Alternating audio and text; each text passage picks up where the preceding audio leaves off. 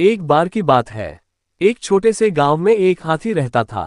हाथी बहुत बड़ा और घने जंगल में रहने वाला था। वह किसी से नहीं डरता था और लोगों को अपनी शक्ति का एहसास कराना पसंद करता था। एक दिन गांव में एक कुत्ता भी था। वह कुत्ता छोटा और काफी होशियार था। वह लोगों के यहाँ बच्चों को खुश करने के लिए आया करता था। हाथी और कुत्ता एक दूसरे को पहले नहीं जानते थे, लेकिन एक दिन मिल गए। वे दोस्ती करने लगे और अच्छी तरह से बातचीत करने लगे। हाथी ने कहा, मुझे बहुत खुशी हुई कि मैं तुम्हें मिला। मैं शायद दुनिया का सबसे बड़ा और ताकतवर जानवर हूँ।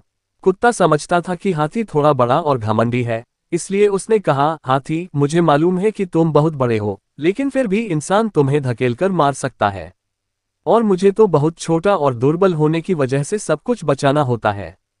हाथी इस पर हंसते हुए कहा, तुम ठीक कह रहे हो, लेकिन फिर भी मैं कभी बचने के लिए तुम्हारी मदद ले सकता हूँ।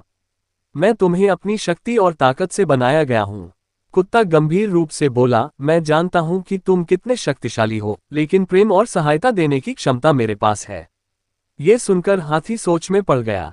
वह समझ गया कि शक्ति और ताकत के बावजूद प्रेम और मदद कुछ भी नहीं होते हैं। हाथी ने खुद को आजमाकर देखने का फैसला किया और वह बच्चों के संगीतान में से एक साझा करने के लिए खुद को मनराने लगा।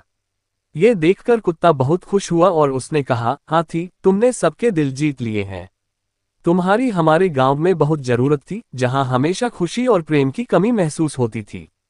हाथी बहुत खुश हो गया क्योंकि उसने समझ लिया था कि हाथी और कुत्ता एक ही गुण रखते हैं, प्रेम और सहायता देने की क्षमता। ये बात हाथी के जीवन में एक महत्वपूर्ण सीख थी कि शक्ति और ताकत से भी बढ़कर प्रेम और सहायता का महत्व होता है।